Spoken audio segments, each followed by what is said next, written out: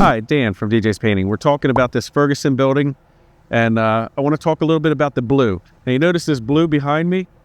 So one of the things that we try to do for our customers is come up with ways that their bright, vibrant colors, like this blue, for instance, will stay blue for longer. Because if you use regular off-the-shelf paint and off-the-shelf tint, it will often fade out in like 2 or 3 years, especially a bright blue like that. It's going to look baby blue really quick. So we've got special manufacturers, I should say special, but manufacturers that make specialty coatings that are designed to really hold.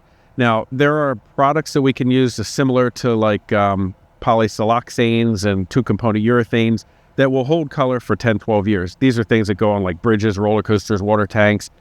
But you don't want to put those products on a masonry surface like this because it could potentially cause problems where moisture can't breathe. There's no breathability to them at all.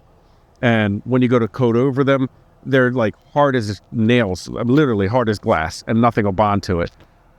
But you can have acrylic coatings that go on there and will do almost the same as far as color retention. They'll have almost the same color retention.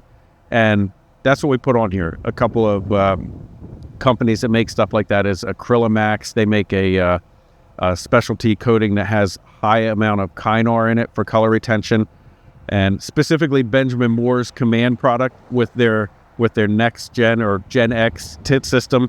It'll hold color for about 7 years.